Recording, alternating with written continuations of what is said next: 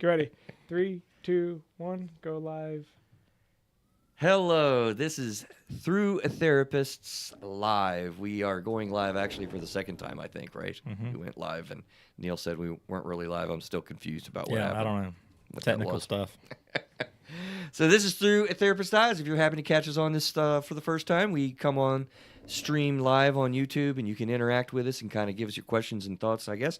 We're doing the January month in review today, but it's kind of January/2023 review, kind of. So we'll talk a little bit about what we had for the past year and stuff. But then we go turn the mics live for the show that you'll hear on Spotify. So this is sort of a behind the scenes deal. We've got the man behind the curtain, the myth, the mystery guy there, the guy, technical Mr. Neil Robinson with us. Yep. More and cameras. Mr. Cloninger is back hanging with us. We missed you for the holiday month. Yeah, you didn't do a review for December. We didn't even do a December. I know. You were like, I'm tired from driving. I need to do show prep. I'm like, he does realize that it's supposed to be just a month in review. And I'm like, but I was like, hey, I get a Thursday night off. I'm game. I you know what? I did pull the plug. I forget what was going on. I was doing something. I was like, I just. You're like coming back from West Virginia or something, and you had to get month end done. Well, and that was Thanksgiving. No. In December, you sent the text saying, hey, I just got back at month end. I'm tired. I can't do show prep. Yeah, it was like this whole big thing. Oh, wow. Okay. Was he procrastinating? No, he was just busy. Chris does not procrastinate. Thank you for that.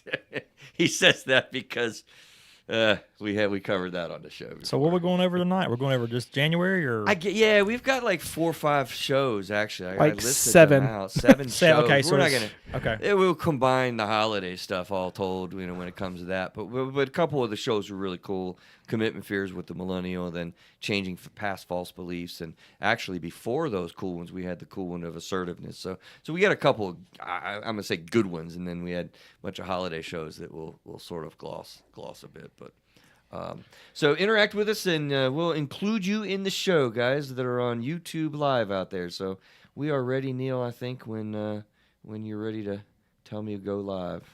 Got your timer ready? I'm going now. All right, you ready? 3, 2, 1. Hello, this is Through a Therapist's Eyes. I am Chris Gazdick, and usually we have a panel of therapists, but this time we're doing the January month in review, kind of 2023 month in review, kind of as well. So we have the technical wizard coming out behind the curtain, Mr. Neil Robinson, with us tonight. How are you, man? Good. I've made it through this week, so I'm happy. The Wizard of Oz. The Wizard of The Oz. Pinball man. Wizard. Mm-hmm. Mr. Wizard. You guys ever Mr. watched that Wizard show of when you were young, guys? Mr. 5 o'clock Wizard. in the morning, Mr. Wizard come on. It was like an early Bill Nye kind of guy. That was a fun show. I feel like I should, but I don't. No, I don't remember that. We all would love that. You don't Was know it either? Bill Nye or somebody? No, it was Mr. Wizard. It was literally a guy. Well, like, I didn't know if maybe it was Bill Nye doing. No. It was an old I'm guy with. disappointed with myself right now. You have to look it up. It was one of those fun shows at like 5 o'clock in the morning. They'd be on. They need to do little experiments with, as kids would be on the show with them, and yeah, kind of like a Awesome. Mr. We Roger also have vibe. Mr. Adam Cloninger with us, back from the holidays to do a review with us. How are you, man? I'm good. Now we do want to let you know we're going to miss you for a couple of months, maybe. Yep. So February and March, you've got some things scheduled that are taking priority. So I'll be back a couple months. Couple months, okay. So Good I'm deal. here with you tonight and then gone for a little while. Okay, and then coming back. Yep. All right. So let me see. What else do I got to say? We have the new First Horizon Bank is our sponsor still from 23 carrying over this year. Very excited about them hanging on with us. They are the sponsors of the show. They are a bank in the North Carolina region. Primarily, we use them here. I don't use them anywhere else. Do we, Neil? What do you mean? We don't go to. Have we ever been to a First Horizon branch outside of North Carolina? I've never been to a branch outside North Carolina, but I've seen them all over North Carolina. But We they do are. notice them now, don't we? Yeah. I But actually no, did see they're- one the other day and noticed it. Did you? Yeah. Where you wouldn't have otherwise. I was about to switch a bunch of stuff over to them, and I was like, the hassle was almost worth it, just because of how good it was. They will get you because First Horizon gives great banking services. They really do care about financial literacy, and we had one of the members of the bank here, Evan, hanging out with us. And He do a show? He did. He did Oh, a show. cool. Okay. Mhm.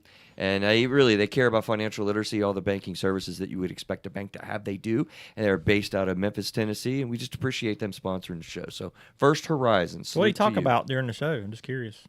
Financial literacy, what they offer. A lot of Chris tried to get some gossip on him from like That wasn't gossip. He was Make it like, what kind of interesting. traumas happened to the bank because of financial issues? Who's gotten divorced because of finances?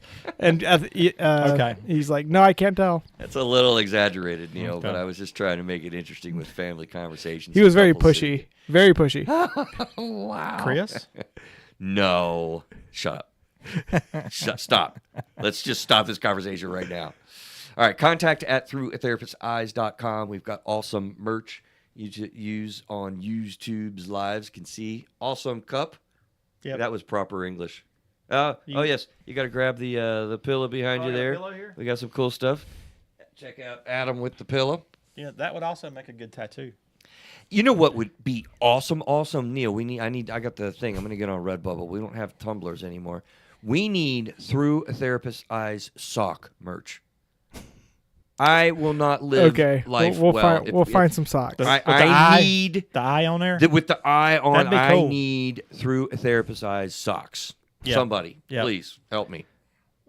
I wonder if Redbubble has socks. I don't think they do. There's so many different print-on-demands I'm not sure which one's which. But Somebody yeah, out there in the world's got to be able to take. Our we'll logo get you and do socks. I need socks for our merch. Go check it out. It helps us out. We get a little bit of an insight or a kickback when you buy one of these merch things, and they're cool things. Also, we're going to get some statements and cool slogans out there. So how would you feel about if I got a tattoo that's like that?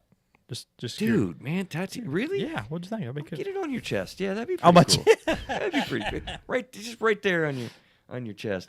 So hit the subscribe button, click the likes, do all the reviews and stuff. It helps us out. So 2023 has passed. We've got the questions I'm going to pose to you today is, what's the most stuck out to you for 2023? How are the new yous doing this year, really? But most importantly, the question I want us to think about, maybe I need to do a show on it, I think, because now's the time to work towards consistency in life. You know, it's like getting towards the end of January, all these resolutions and stuff has happened, and maybe you're going to the gym still. Maybe you're not. Maybe you never went. Well, you never have gone. Maybe you made that your quote unquote resolutions and never went. Right? Mm-hmm. That happens. Yep. So we're coming up on February, so we want to talk about life consistencies. We won't today, but those are questions I pose to you to think about. I forgot to say, this is the human emotional experience, which we do endeavor to figure out together, right? We try. How did I not say that? Okay. On the month in review, we do a down the rabbit hole with Adam Kleininger. He usually brings us a couple news items or something that's going on. We're all out of whack with the holidays and different things. So, did you have anything squirt through your mind? Yeah, this has been on my mind for like a couple months, and I've been putting it back. So it's been on delay. Yeah, but it could be controversial, so I'm gonna try to tiptoe around making this not. So As long as it doesn't have anything to do with Trump. Okay, let me think of something. I'm just kidding. I said it. I'm kidding. Okay. You know, that's becoming a clinical issue in my office again. People Seriously. coming in about. It is. I've been doing this work since 1995, and I've never really experienced anything like that, during his first term. And it was like become family discord, anxiousness, anger, irritabilities, like... Maybe I should could schedule believe an it. appointment with y'all Could believe about if Biden gets us another term. I mean, I know. But doesn't that say something about society? The fact that people like that can cause that much divisiveness in a family. Like Yes. you think about the celebrities or That's what stuff I'm over saying. time, like the fact that him and the way he's portrayed and the whole process has caused such a big turmoil. Like and it's really not just remarkable. him. It's how he's presented. It's the media. It's the emotions that go around It's a lightning rod. It's crazy. Now, you know what's so bad about it? There's a guy I work with, and he actually helps me come up with the articles for the thing. Oh, does he? You know Cool. what he wanted me to do today? What? family being split over political views. Oh, seriously, that's what. But I you didn't just do said. that. I'm not going to do that. No, I'm kind of glad because y'all just talked about it. So it's I've been true. like, well, we ready? We are. Okay. Oh, okay, there we go. Ooh. I was gonna Yeah. say, So- I thought we had a YouTube trouble, Neil, but it was actually my phone. Oh. Going awry. Operator error. Yeah, on my It's a picnic. on my end. So what you got? All right. So you may recall a couple months ago I mentioned there was a thing with ants, and you mean like relative? I said no, like actual ants crawling around. Bugs. Yeah, bugs. And I wanted to make sure I understood it a little better. Okay. Okay. So there's been a study where ants they're down to the DNA level. They're actually like the same. You have like worker ants and you have guard ants. Well, the worker, I should say, not workers, but It's foragers. forager ants and guard Right. ants. So they're the same, but at some point there's an enzyme that is released.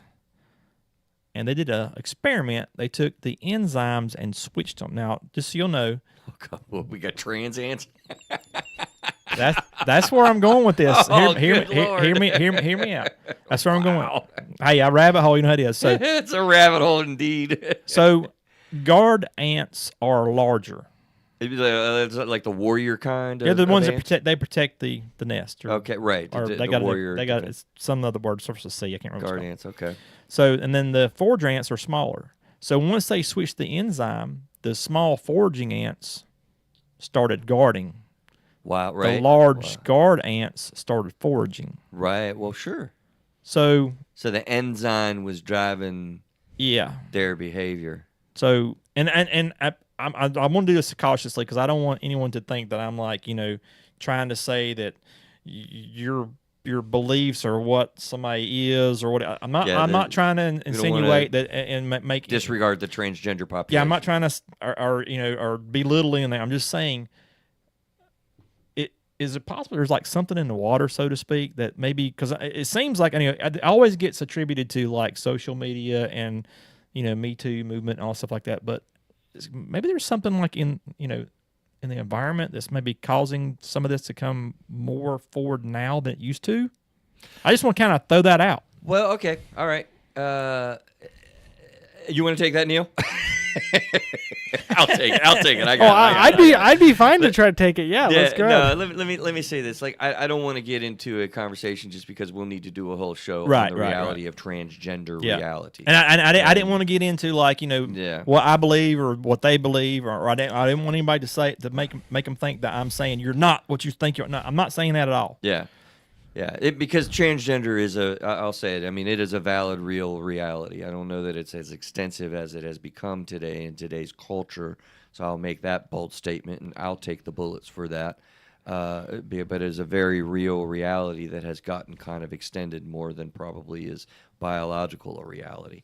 But I think what I want to do with this, instead of really talking about human transgender, by the way, there's nothing in the water that's causing this. There's nothing that people have ingested or doing. I totally reject that. There's no science on that whatsoever.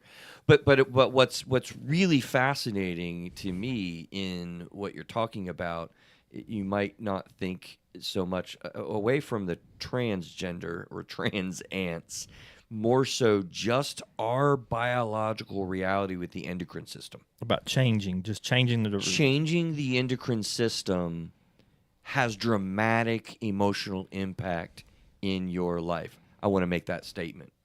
And I think it's an okay statement to make, such as a menstrual cycle, such as what I'm experiencing being 50 years old and feeling very real changes in my body. Heck yeah, andropause is a real thing. Menopause for women. I suspect there are mental health disorders that we haven't really gotten good research yet that are affecting your mental health diagnosis based on the endocrine system in your body, which is hormones. And that's what enzymes are, and that's what would you say they switched on the ants? They switched them. The enzyme. Yep. So there were enzymes. I don't think we understand the difference between neurotransmitters, enzymes, minerals with nutrition. Hormones are very different functional things in our body. So these are very, very impactful, and it's a very, very intricate system. I know for years we have, for instance, the thyroid gland. When people have hypo or hyperthyroidism, the Synthroid medication that they use to treat that, if you make minuscule changes, that makes massive difference on your experience with depression. So these are systems that we know very little about, and it's fascinating that things like that with ants, that we can change behavior and emotion and patterns. Now, there's other experiments too, like with proteins, and they had other effects too, actually physiological effects. Yeah, no, it's listen, we don't know jack shit about this whole topic area, like not even the tip of the iceberg. It's an ice cube is what we I understand. still say there about it. might be something quote unquote in the water. There's fluoride. What, you going fluoride with me? No. Okay. Stop it with Neil that. and I were talking when you were in the other room before it. So, Neil, what do you got something to say about this? I just mentioned Then we'll move on. I just mentioned, the change in diets. You look at the increase in soybeans, which has natural estrogen. You look at, honestly, there's a lot of hormones and stuff in milk and the dairy products we have, which can basically, that changes what you're ingesting. I mean, our kids are developing faster than they used to, 30, 40 years ago because of the antibiotics and steroids and dairy. So there's a lot of stuff that we do ingest that does shift a generation because they are basically exposed to those types of things. Can you mention about the farmer? The farmer that drank so much soy milk, he started basically lactating, had sore breast. But it was also the amount of soy milk he drank was well above, because that's what he used to drink regular milk, got lactose intolerant, and this guy would drink like a gallon a day because he's out working on the farm, and so it's one of those things. In small quantities, it's not a big concern, but when you're drinking a gallon or two of that a day, anything become that noticeable. That's kind of what I was getting to. I don't think we have any mass hysteria that we have to be worried about for our physical nor our mental health, with the water or food supplies or this type of a thing. However, I think there's a bigger problem with the low quality of a lot of the food we have because of Let me finish my sentence though, because you guys will be happy with the second half of the sentence. Is however, there's a whole lot that we don't understand about our nutrition and what happens with how food is grown now and all the crap that we have in our diet, such as corn fructose and all the. I'm just not a. Well, we should have Cirilla on the show to talk about that. She's much more intelligent. Or Roundup used on wheat. Hmm? Or Roundup used on wheat. All kinds. Weed killers, we have pesticides. So many chemicals in our body now that we never did, and it's impacting. I'll pull that back to the endocrine system. We don't know what's going on with our endocrine system. It's plural. And it might be in the water. Stop it with the water. I drink tap water out of. I'm saying quote unquote. When I say water, I mean just. I meant like in the water, something milk, we're animals, consuming food, or something. Yes. I do, going back to the study, the thing that was interesting he mentioned before the thing was like when they put it in there, eventually the enzymes would wear off and then the ants would go back to where they were from before, which was interesting. And after one, I was gonna say all this from trans ants. But I want to say this too. After just one injection of the enzyme, it took months for the ants to go back to their normal self. Oh, I believe that. Months. Absolutely. That just blows me away. I mean, Yeah, no, I'm not surprised at that at all. I mean, I'm so glad they're doing that, studying that endocrine system and enzymes and stuff, because I believe this is a powerful, powerful part of mental health, and we had no idea. Like we have nothing on this. And I'm intuitively looking at doing work with people, finding these impacts in marriages, these impacts in self-esteem and all kinds of things, trauma related. I mean, it's just, it's I can go on and on for that. It's a lot there. So, the enzymes in ants. Okay. So let's move on to some of the shows that we got. We got a long list of shows. Episode 24 and 25, Assertiveness, Are You? That was the one that went back before the holidays. Is that 224? 224. Okay. 254. 255. And we did two shows on that because we got into a big debate or discussion about Santa Claus, if I remember correctly. Yeah, what says you, Adam? When do you tell your kids about Santa Claus? Oh, well, I don't even want to go there because we might have kids listening. I don't want to have people turn their cars off and all that kind of stuff. So we just understand, go back to that episode. We had a long conversation about that. Okay. We're not doing that today, Neil. Okay. Sorry. Sorry. So 256, we did Why Are the Holidays Hard? The Cures. 257, Beat the Holiday Hangover. 257, Recovering from the Holidays. And 258, Commitment Issues, Millennials. I can't wait to talk to you about that one, Adam. And also 259, Repairing Past False Beliefs was the show that we did last. A lot to recover, a lot to review. What did you see stick out, Neil, about all of those shows? Or do you have an off-the-cuff comment about 2023? I guess either of you. My comment off the cuff about 2023, I'll give you a moment to think, was really, I think that's when we started along the time with Neil or with Victoria and John. So they've been, I think Victoria was like, Chris, we've done this for a year. Last show. That's about the beginning of the year is when they kind of started. And what a cool panel that we've had. I've really enjoyed talking with a panel of therapists with any kind of regularity back when Casey was doing it. And, having a panel of therapists has been fun for me. It's been an interesting dynamic between the three of you guys because you do really have the old, the middle, and the young. Oh yeah, it's really really different. With it's funny between Victoria and John because they are on really opposite sides of the spectrum on a lot of stuff. And then you're kind of in the middle where you kind of straddle both of them. It's an interesting dynamic now from before. Mm-hmm. So it's been fun. It's been enjoyable. Mm-hmm. And how long have you been doing the reviews, Adam? It's been a while. Has it been a while? Yeah, it's been a while. Has it been 2 years? No. Well, you did the co-host thing, I think, before too, and I was doing. Oh yeah, that's what I meant. The therapist. You talking about just a review? Just the reviews. Yeah, I think it's been about that time frame. We started doing the month in reviews. About 10 times, maybe 15. It was I think it was at the end of the summer sometime or something. I thought it was more recent then. I thought it was relatively more because I'm thinking about like when we did YouTube with the month in reviews and how we switched it. Maybe it was at beginning of summer. I don't think it's been that long since we've actually done the end of the month review thing. That was a shift. Before it was like a month at a time. Well, that's probably true because I remember you're down the rabbit holes with Adam. They're really pretty cool, and I really appreciate you doing that. It's because I remember the night fighting. I'll never forget that for the rest of my life. That is just absolutely cool. Rage room. And by the way, I have met somebody in my work that does that stuff, man. The night fighting Yeah, stuff? yeah. Like there's communities in the areas around here that do that. And I met somebody that was we need to go watch it. I know, right? Like they have events. We should put a table way over the side. It's kind of like a Renaissance festival feel is what it really is. Yeah. Anyway, we've had about 5 or 6 down the rabbit holes with you. And so that gives us about the time because you did a month in review a couple times. Yeah, and we did something a little different in the rabbit hole thing. It was before I was giving you 2 things and y'all had to pick them. Well, you still kind of do that. But, yeah. So anyway, I have loved the month in reviews because they give us an opportunity to talk about things that we didn't really get to focus on when we did the actual show. So I know that's happened more than once. In fact, it's going to happen tonight as well. So any other thoughts about the 2023 or things you've thinking about or what you remember stuck out? I don't know. 2023 was an interesting year personally for me.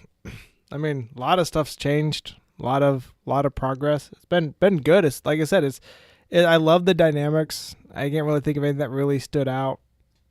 That's been crazy. It's actually kind of all a blur. Like 2023 is to me like just a blur. Like it's been a year plus already. I'm thinking about this as we're talking, and I actually love the fact that somewhat recently in 2023, I finally felt comfortable enough because of that show that I observed on the New York Times podcast or Wall Street one of the podcasts did a show, and then I saw an event on TV as well, and the title, if I remember correctly, was Menopause Has Its Moment. And it was a whole 30-minute show on menopause, and I'm like, all right, finally I can get out on the show, Mr. Man Therapist here, and talk about this important topic that is not talked about. So we spent a whole episode doing that. Did you ever go check that website out?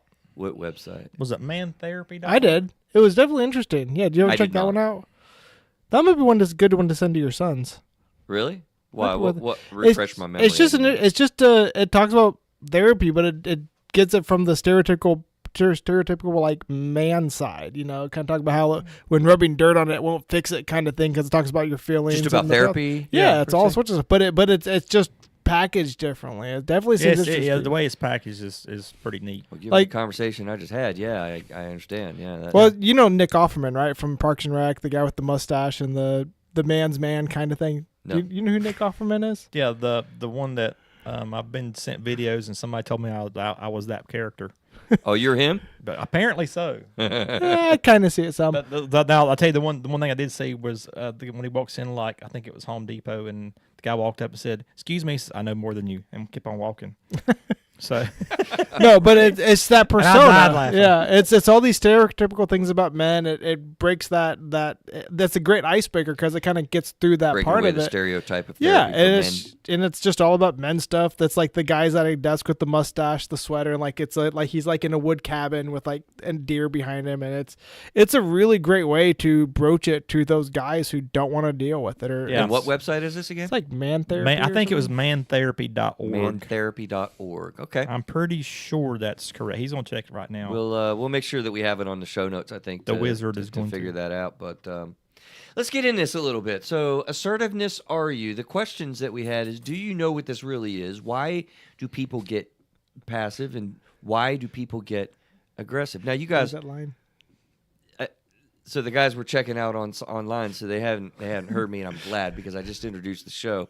Listen, let me ask both of you a question. More you, Adam, than Okay. Neil. Okay. What is the middle word that we're looking for between the continuum of passive on one side and aggressive on the other? Neil, I know we've talked about it, so you're out of this.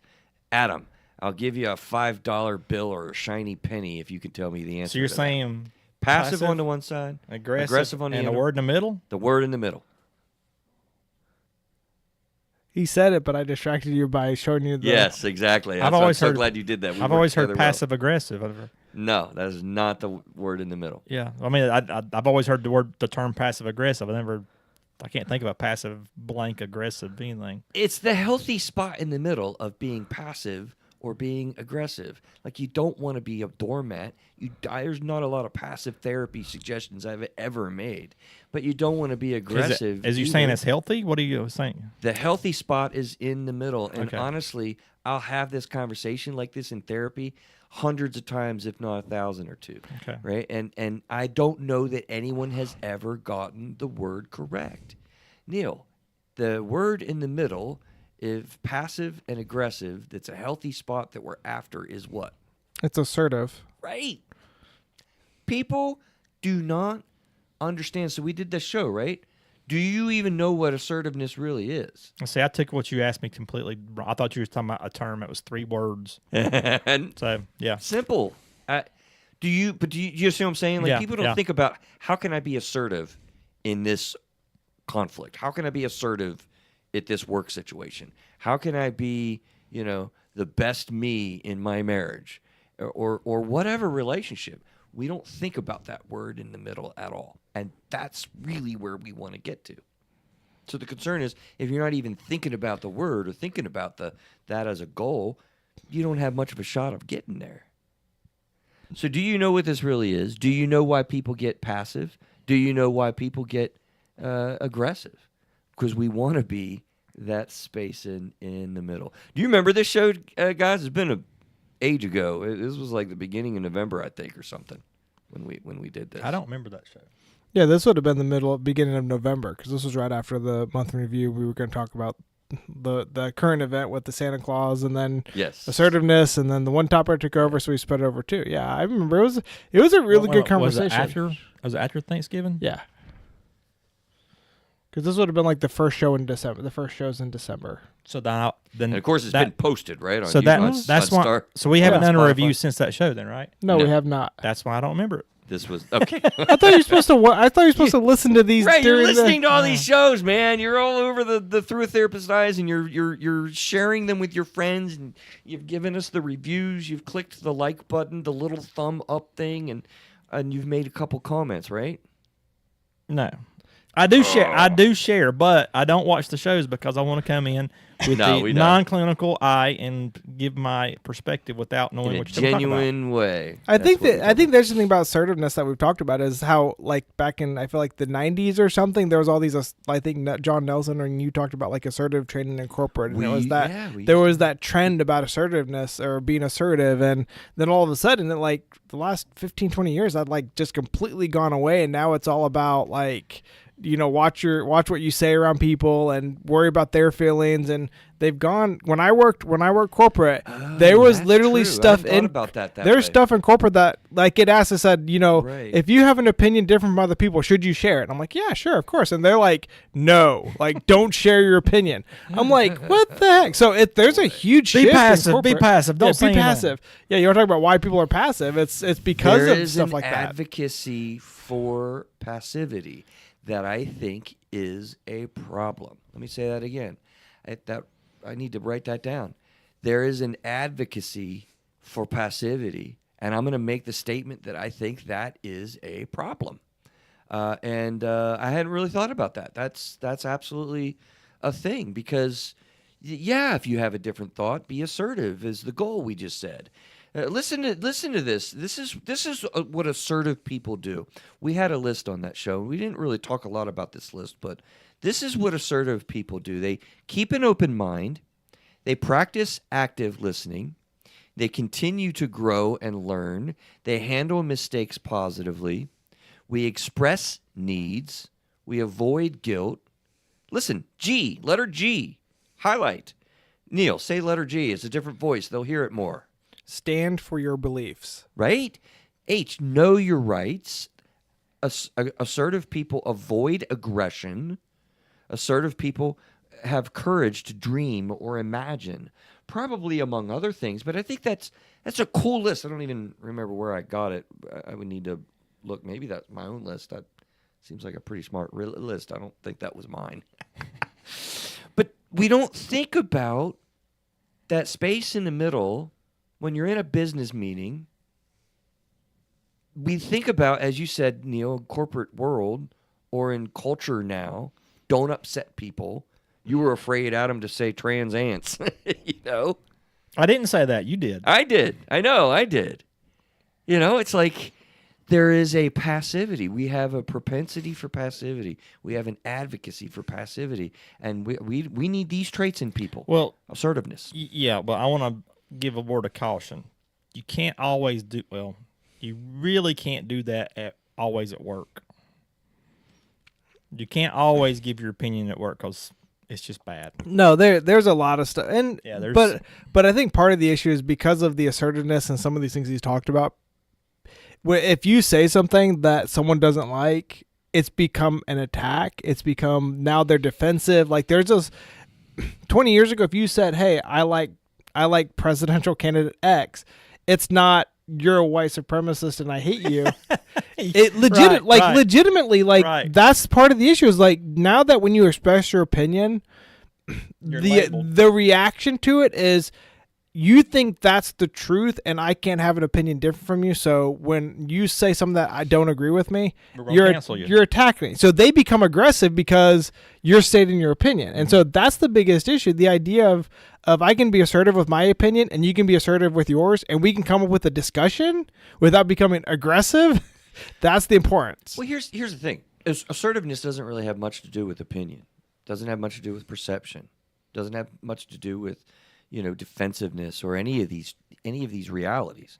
Your goal. You can be passive at work. You could be aggressive at work, or you could be assertive at work. I'm going to suggest we choose the healthiest spot, which is assertiveness. That doesn't mean that you still have to filter your conversations and understand the role that you have or the purpose that you're there for. And certainly there are things that, when you're in a group of people that you have social skills and learn what it is that you're doing and what you don't want to do. But that doesn't change the fact that we want to be assertive. So I'll stand by that. I agree. I think what I was referring to is stuff that's not work related. You need to stay out of that at work because it just does not go well. Yeah. And sometimes it's hard. You go like, Yeah, because your opinion about a certain project or how things are done, that's different than, who's what happened at yeah. the latest whatever. Yeah, you gotta have a filter. That's just, Yeah. and that's been demonized also, by the way. That's another way that the advocacy for passivity is strong. Like, filter. Well, having a filter is like a social norm that we all need and have had. It doesn't mean that it's cancel culture. We're not talking about canceling somebody. We're not talking about shutting somebody down. We're talking about like we need to be appropriate and have appropriate decorum when we're in a meeting or when we're at a homeowners association time or, even when we're in our family, meeting at Thanksgiving meals, you need to filter. You need to have some reason on what it is that you're talking about and what you don't. But you can always be assertive as the goal, no matter what the topic or place is. I'll stand by that. We're proud of your assertiveness. Thoughts are, Chris. yeah. Well, are you? Well, Yes, I'm proud of your assertiveness. Is there sarcasm there? We're very proud of you, Chris. Way to go. Okay. But no, I think that's like I'm looking at the list that you have with it, and I'm just like thinking the problems like stand for your beliefs. Okay, that's good. Sort of. And then it's like practice active listening. When someone expresses their beliefs, you need to practice active listening and keep an open mind. But Right. then it's like there's these things through here that you have to like. I'm looking at all these things, and I'm like, all of these things you have listed in here, like we hear these terms so much, but yet they've become watered down or inappropriately used. Like keep an open mind means, if you don't have an open mind, you're a bigot. Right. Yeah. Avoid guilt. Like I said, stand for know your rights. What are really your rights. Like all of these things are great things for assertiveness, but these meanings in today's society, it really has changed, which makes being assertive, trying to follow these things, a lot harder Good point. in today's Good society. point. Because I'm looking at these, I'm like, oh, these are all really good, and then I've like everything in Thinking here. about the culture. I'm thinking about how they're used in the culture. So that's another reason why I think assertiveness is even harder now, is because of this twist in these types of, whatever you want to say, behaviors of assertiveness. That's it. Yeah, I'm going to think a lot about that. There does seem to be a certain advocacy for passivity, and that's just not healthy. Yeah. It's not. My friend likes to say reject passivity. Yeah, heck yeah. Reject aggressiveness too, though. No, yeah. We want the middle ground. All right, we did several shows on the holidays. I don't know how much we want to talk about the holidays. Other than to say, Adam, I thought about this for you to see. Let me ask you a question. Okay. Adam, have you ever considered how difficult the holidays are? Yes. Okay. Yeah. Yeah. Tell me about that. Why or what goes through your mind? Like how is that a thing that you've thought about? Well, because I thought that you might say no. There's traffic and there's additional planning, and then you got to be assertive and not be passive. There's things there where you got to try to make everyone happy, and boundaries. There's time constraints. There's So there's a lot. Yeah. There's money expenditures. So that can be goes stressful. on and on and on, and we did talk about a lot of those things and there's shows. change too, because it's not the norm. So when there's change, there can be stress. So people doing different things, it can be stressful. Yeah, I had a freaking kid in Chicago in boot camp this whole holiday season. Like, geez, very different. We're missing our Adam, man. Did get a letter for the other Adam, not me. Not him. Well, I missed you too. Yeah. I miss you when I'm not hanging out with you. But yeah, definitely missed Adam. I did get a letter. I don't even know if I told you about the letter that I got from him. I did, yeah. He said that he's not too hard, man. That's all I needed to hear. Like, I am good. He's doing well. We're missing him terribly, but he's okay. So we finally, he finally gave us a letter. And he's gonna do twice as many push-ups as me when he gets back. That's the bet. I got my money on Adam. Do you get it? Yeah, I got it. Adam and Adam. They're both Adams. Anyway, so what do we want to say when... Oh, we got a YouTube comment that says what? Some people today with an opposing opinion can bring out hate, not discussion.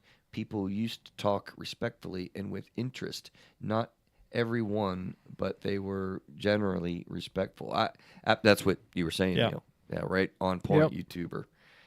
So Well, I think all I wanted to say for the holiday stuff and all of the shows that we did with that is from a therapist's eyes, like there's the difficulty that we all experience and some.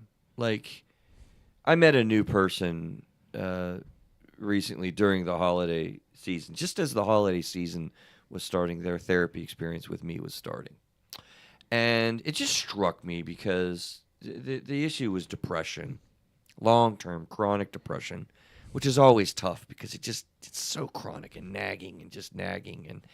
And she was just, we were meeting each other, talking about the issues, starting a therapy experience.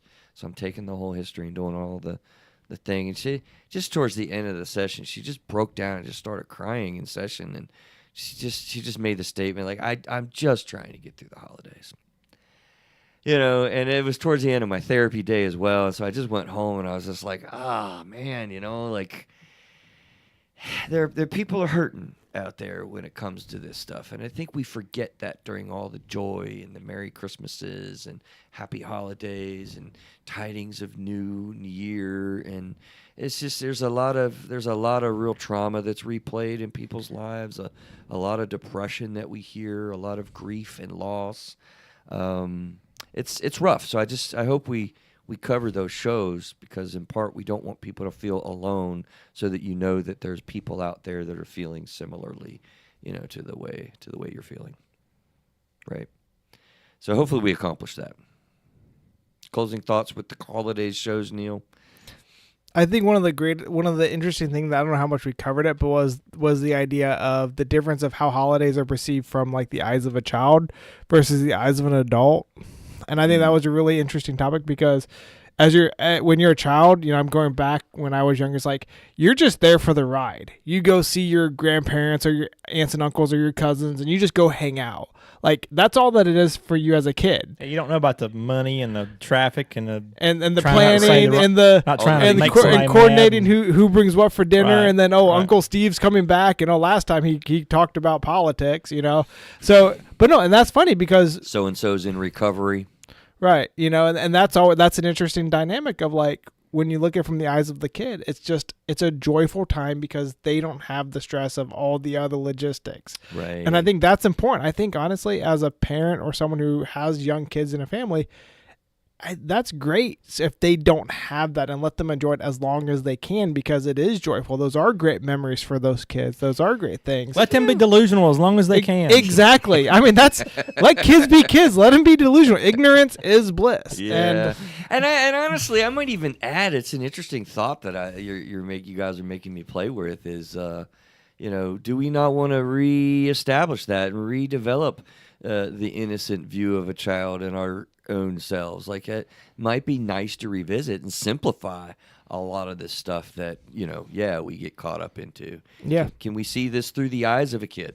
That'd be great. And I think the more we look at it that way and just have fun, enjoy the moments, and I'm saying in our own experience. Oh, yeah. I don't want to say it that way. Like see it through the eyes of a kid. No, see it through our own eyes as ourselves. Focus on the good stuff. Yeah. Right. Simplify and just stay with the moment and what's pleasurable. Yep. Like a chocolate pecan warm pie loaded of vanilla ice cream. Sorry, I just went off into a... How's your diet going, Chris? I am doing well. Thanks for asking. Actually, I really am. Any cravings? I don't eat a lot of sweets. I actually am doing pretty good. Tuesdays and Thursdays, I skip a meal and do the intermittent fasting. So we'll see how the night goes. Let's move along to millennial fear of marriage and commitment issues. I thought this was a fun conversation, particularly with Victoria being, younger as she endearingly is. What you have kids, Adam, and they're all are they Gen Z? You have an older son. How old is? He's not much older. He turns 25 next month. Oh, is he only 25? Mm-hmm. Yeah, I thought he was pushing 30. I really did. No, he's 25. Okay. So he isn't that old. All right, so they're definitely Gen Zers.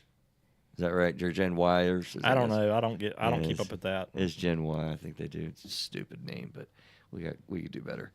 Isn't there like Gen Alpha coming now? Didn't they? boy. Didn't they go back Oh, to that dear one? God, is that what it is? I feel like I heard that somewhere. I hope not. Just think they're going to come up with another name every generation. We're gonna start with like Alpha, Beta. Well, Alpha's pretty There you cool go. though, but it's got to have some sort of meaning like this. The reason why we started at X is because we had like nothing going on, and it was like a weird no war, no, it was a big blank of space that ended up being, Are you making this up right now? Or is No, I think real? that's what Okay. that's what I mean. Why do you think we're called Generation X? I have no idea. Yeah, well, because that's what my guess is. I guess it's my take on it, but I don't know. So, what do you think about that with your kids?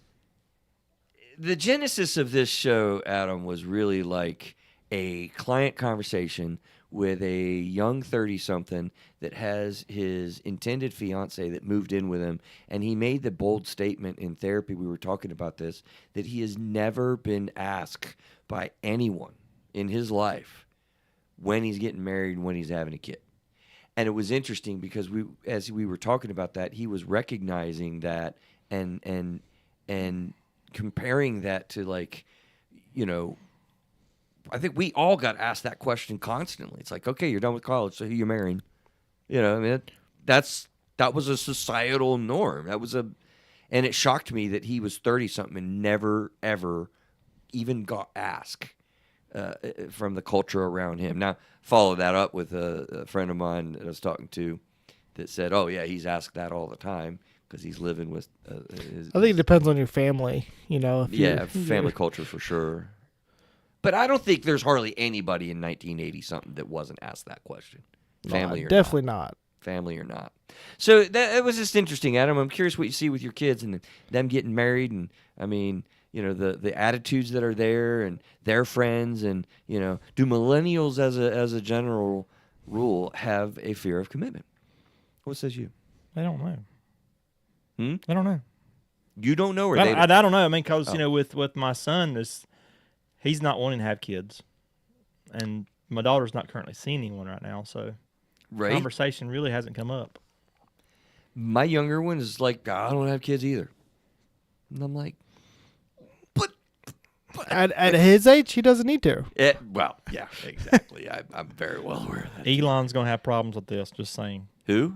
Elon Musk. Elon, he's a big proponent of repopulating the world. Yeah, he and says we're got a problem coming soon. And we actually do. I mean, there's a lot of proof with China because of the one-child rule. There's a lot of stuff that's going to cause a crumbling society because you don't have the younger generation take care of the older generation. I mean, I think we're developing an opposite of the baby boom, like in this group, which is wild. Yeah, I cut you off. Sorry, Neil. Yeah. No, I think there is a big shift in the ideas of marriage, and we've talked about society and, people don't want to be held accountable. So, last thing you want to do is get married. If you don't want to be held accountable, don't get married, because Lord knows that significant other, they'll hold you accountable. I mean, that's just the way it is. And I think there's a lot of that fear, going that route. I think there's, the change in society. There's all this doom and gloom. Like, why would I want to bring a kid into this society kind of thing that you see that a lot with the younger generation? Like, so there's a lot of stuff that's going on that, millennials and even younger are looking at, like, it's just not worth it. Or the sanctity of marriage is kind of shot. So the idea that I don't need to get married, I'll just cohabitate with this person. I don't need to have that thing. Or, there's people can't afford it, or they don't think they can afford it. Like, there's all these negative connotations to marriage now in society that, because there's not the pressure from the parents being like, hey, when are you going to get married? Have you found the right person yet? And that's not part of the forefront of the conversations. I just don't think people are really looking for it or really. Yeah, and I agree with you, Cass. She says on YouTube live, she says, I don't like the generational labels. I really don't either. But Neil, I'm listening to you, and I'm kind of like, there are a lot of these, but here's the key, fear-based statements. Remember, we are living in the age of anxiety, says our own Mr. Dr. John Pope. And I think he's right. We also are living in a time when we have a pandemic of loneliness.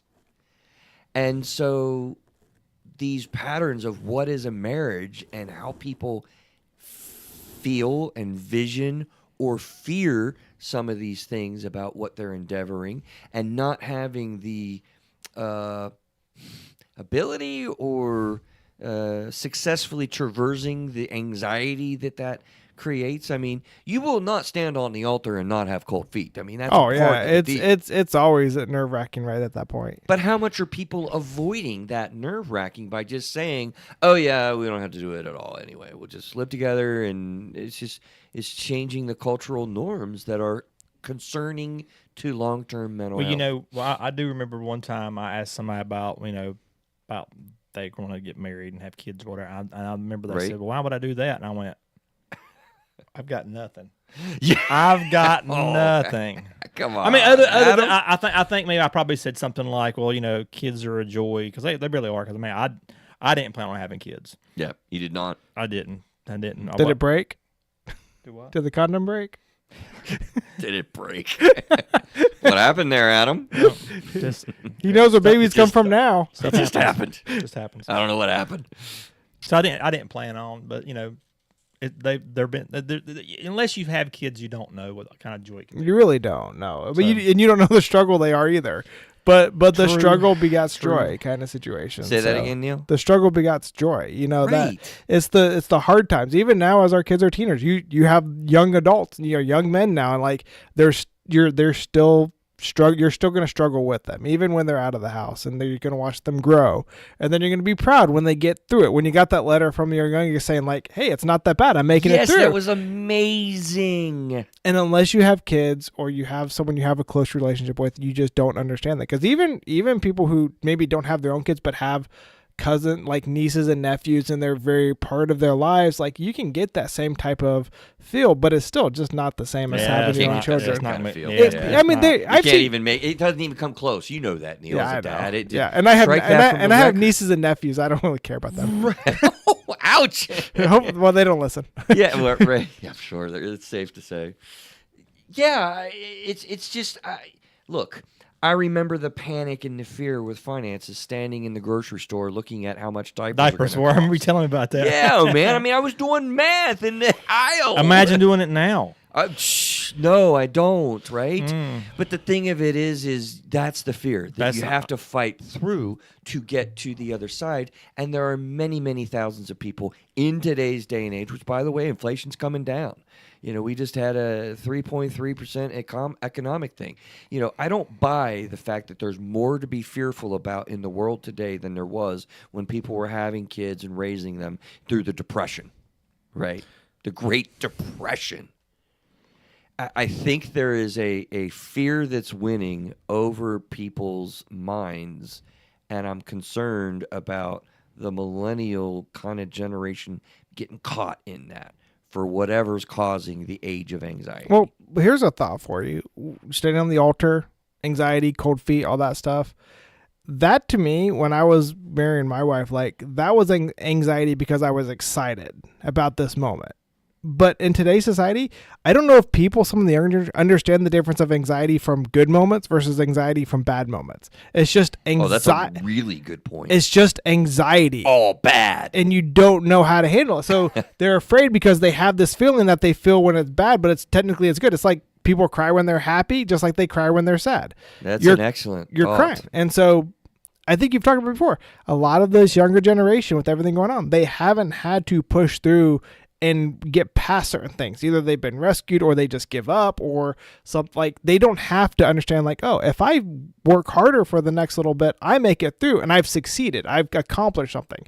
That's just not there anymore. There are a lot of realities in what we experience growing up now with, these phones. I mean, you have at your fingertips all the information that you could ever want to know to answer most any question you likely have. That's crazy. Mm-hmm. That's crazy. We had to fight for information, before. When I was a young kid, my stepmother, we were visiting her mom, who was an old kindergarten teacher, and she asked, like, what does D-Day stand for? Like, it was this project she had me figure out. And this was back in probably early 90s. I couldn't find that stupid thing out for the life of me. I went to like the library encyclopedia, like I couldn't find it. D-Day? Yeah. And I'm like, now you just go to like you said, you grab your phone and there it is. But I'm just thinking back, the access of information you have now and trying to find that stuff out, it's a lot different now. You know, you don't struggle through with it. You just Google it and figure out the answer. Yeah. Yeah, it's remarkable. And so when you have something that is fearful, and I love your point, that makes you anxious, it's all bad. Whether it's that nice anxious feeling, is she going to call me back? Is she going to call me back? Is she going to call me back? Well, No, I don't no, wanna Chris, she saw you dance. Dang! Oh, ouch! He's trying to be Matt. Y'all have to listen to other shows to know what he's referring to. Yeah, but so I just won't call her, and avoid that anxiety. Yeah, and that's what we're trying to work with on my oldest kid, because he's had issues with some girlfriends and some problems, and it's like, all right, get back on that horse. You need to find, because right now Remember they're John younger. Nelson's story? Yeah, exactly. John Nelson, get back on the horse. But that's the thing is, like, with him, we're not asking him to find someone to get married. But for us, it's like, find someone that you start finding the good qualities or the bad qualities, and go get turned down. Go ask someone. Like, you can make it through that. My youngest, they've been dating they've actually had 2 years now, and they just now in freshmen in high school. I'm like, oh God, is this going to be one of those like weird relationships in 30 years? Like, we met in elementary school and we're still together. I don't know, but yeah, it's important for people to know that things are going to be tough, but they can get through them, and that's not taught. It's things are tough. Go another direction. Exactly, experience, great. It's not experienced nearly as much, and that again, I'm not making a culture statement or getting into culture wars. I think that is stupid, stuff. Frankly, I'm getting into like where's our mental health at, and it affects our mental health very negatively. Honestly, Adam, we did a show, or I was going to do a show, or it's in the line to answer that question. Why get married? I've got a lot of answers for that. But one of the things, Taxes. Taxes are important. That definitely helps, because we value as a society. Here it is, the stability that these relationships create. It is why it's in almost every culture that man has ever had. Down in the jungles of Bolivia, or over to the Europe from the Stone Ages or Roman times, Mongolia, the Mongols, whatever, throughout the history of man, we have had these relationships, and I think that's primarily, it's one of the pillars of a culture. It's a pillar of society. So stability, and when you just don't have that. We've done a show on people that never gotten married. That's fine. I'm not down in it. You can have stability in your life. But there's just a lot, and that's probably at the top of the list, to answer that question, Adam. Like, why would we get married? We're going to have a conversation about that. Because we've always done it like that. Oh, yeah. Well, no, it's much more than that. We'll have a conversation in You don't need to tell me about it. I mean, it doesn't. He's been married once already. You're about to get married again. You're about to do it. You are, right? Anyway, we'll move on. We'll move on. She's listening. All right, what was the last show that we did? Comments blowing up right now? It's maybe. Is your phone blowing up? No, I'm just kidding. That's on airplane mode. It's on airplane. I put on airplane mode for You'll never know, Julie. He's always listening. Did I just mess the cameras up? No, you're fine. Well, All right. A little bit, but it's okay. All right. Repairing past false beliefs was episode 259. And the questions were, is this part of the millennial commitment fears?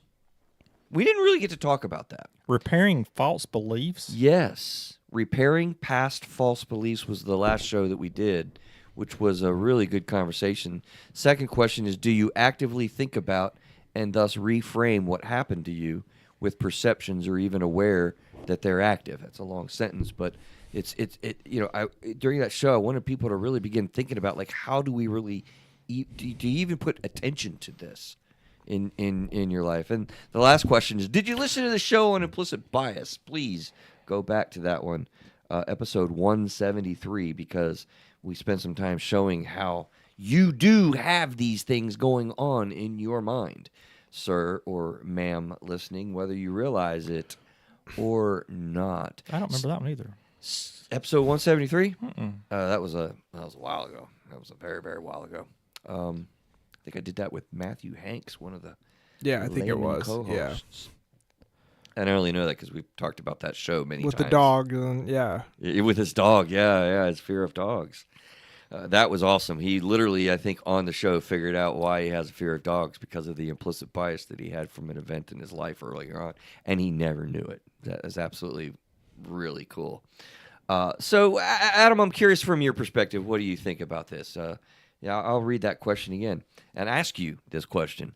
Do you actively think about and thus reframe what happened to you with perceptions, or even aware that they're active from life and whatnot? Do you ever? Yeah, I did think about that. I did it like this week. Oh, really?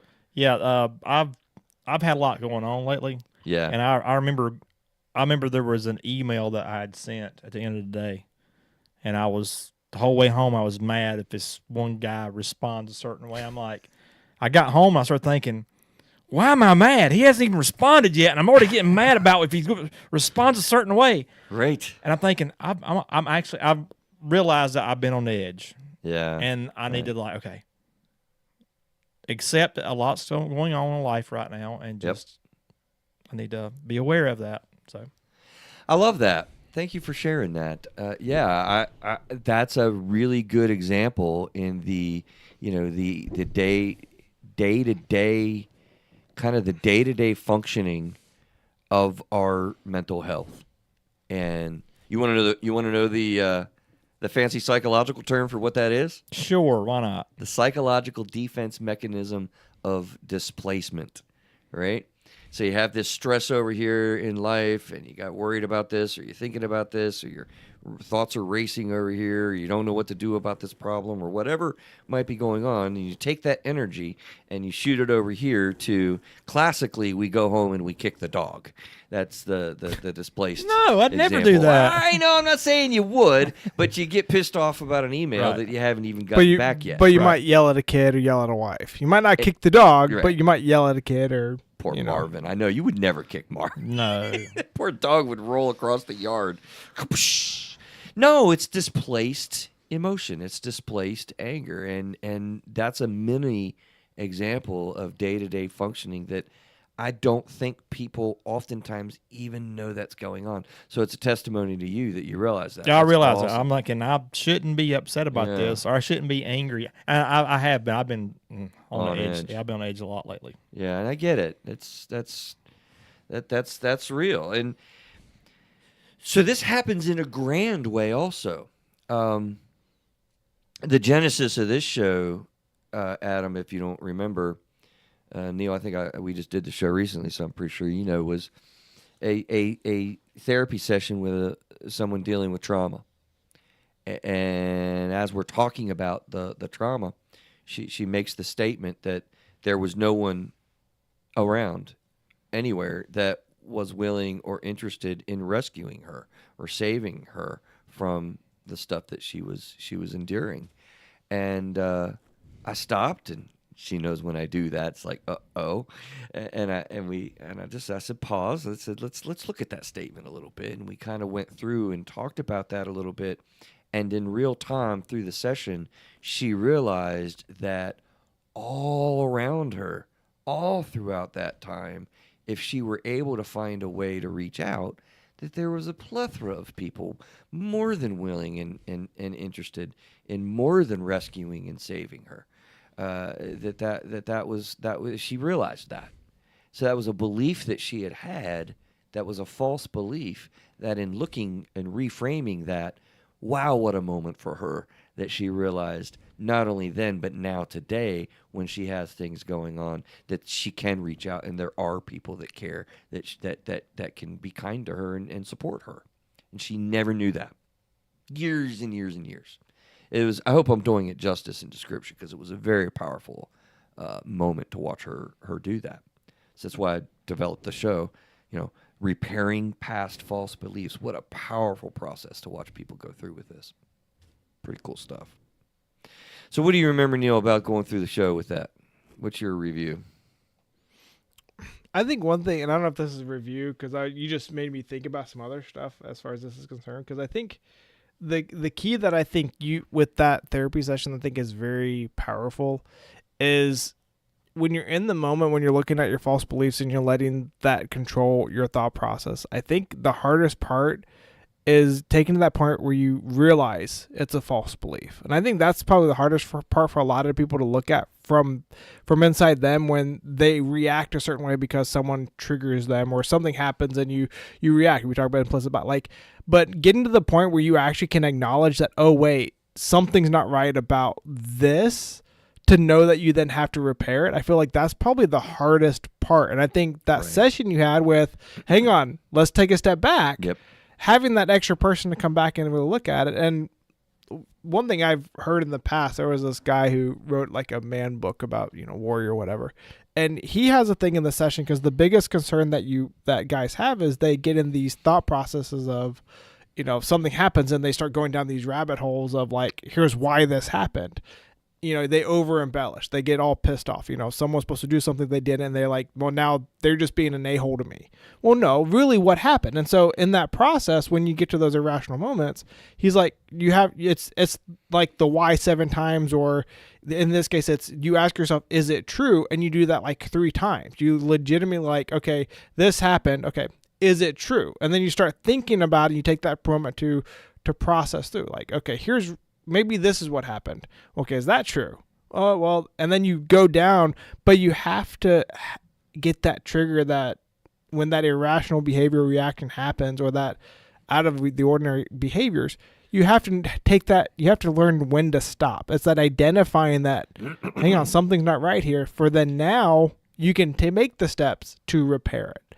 It's exactly what Adam just highlighted, a little bit ago, that he had as he stressed out and had a moment with an email. It's knowing to stop and pause. And you're right, in a therapy session, somebody that you're talking to can be objective about when to identify that. But one of the things we really landed at with this question that is a direct suggestion to you listening here, whenever you have on any day or any specific event or any experience that's going on, what do I want to learn from that? What do I want to learn from that? Because you get to determine how you're perceiving this and do a wonderful little exploration from time to time. Just spend 15, 20 minutes, sort of wandering around in your mind, just like you were describing, Neil. What's my perceptions? What's feeding into this? Are there life experiences that this connects to? And you can make these connections. You can make these understandings. And then you do get an idea of, like you said, Neil, an option to reframe them and re-understand things. That's why I title my book, by the way, Re-Understanding Emotions and Becoming Your Best Self. That's the title of the first book. The title of the second book is going to be Re-Understanding Your Marriage and Becoming Your Best as a Spouse. Re-understanding things happens all the time, I hope, for you, because the alternative is these things are in operation and you don't even know it. Let me say that again. These things that hurt you in your life are in operation all the time, day to day, and you don't even know it. And that sucks. I don't want that for you. I'd rather you take some time and be aware of it and be aware, because then you can make growth and you can really be different. And boy, I tell you again, the stuff that I see people doing in therapy is powerful to watch. So cool when people do, that work. But that can happen just in your own mind as well. Therapy is not the only model. Friends, family, and that's why we've talked about it when it's so important when it comes to friends and family, having that unbiased person that will tell you, hey, why are you getting mad at that person's email? That's like Julie would probably be like, you'd probably complain to her. She's like, well, why are you getting mad about it? He hasn't even, it's important to have those, at least 1 or 2 people in your life that can basically say, BS, what's going on? What's really? And I think my mom was always that person. So it doesn't have to be therapy. If I ever heard her say Christopher, I'm like, uh-oh. What I do. But what did I miss? So just keep that in mind, is you need that person or persons in your life. And that's one of the benefits of a healthy marriage, is that spouse that you can talk to. So just keep that in mind, that sometimes that third... Put that on the list, Adam. There you go. But again, people can also do this without somebody. You can actually, like I did. You can if you're aware that you shouldn't be upset about something. Yeah. You can start thinking, okay, wait a minute. Why am I already getting upset about this? There's nothing's even happened yet. Yep. If you're just awareness can actually make Yeah, a big impact. and that's good to get to that point where you can do it. But there's some people who need that other person first and Right. get to that point to that. Oh wait, hang on, something's not right here. So yeah, if you get to that point, I mean, we all want to be like Adam. We know that. So, but until you get to that point, it's good to have that. You mean- my I've been son, told right? this before. You met my son, right? No, he met my son. He was talking about my son. You arrogant. Okay. So yeah, but I think that's important. Yeah, it is absolutely. Listen, Adam, we're gonna miss you for a couple of months. We wish you well. We'll be hearing from you. I'll be talking with you, tracking with you, of course. You got some things scheduled and going on. What else, Neil? I guess we're signing off. We got some things coming up in 2024. This is kind of a review of the last several shows.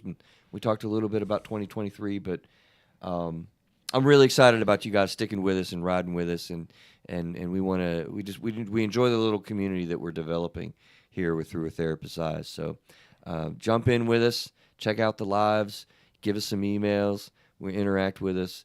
We love building this with you. So we continue to figure this out together is really not just a line. It's it's what we really endeavor to do together. So Happy New Year, Merry Christmas. Let's get Happy Easter out of their way as well. Adam, we'll see you soon. Neil, we'll see you next week. And y'all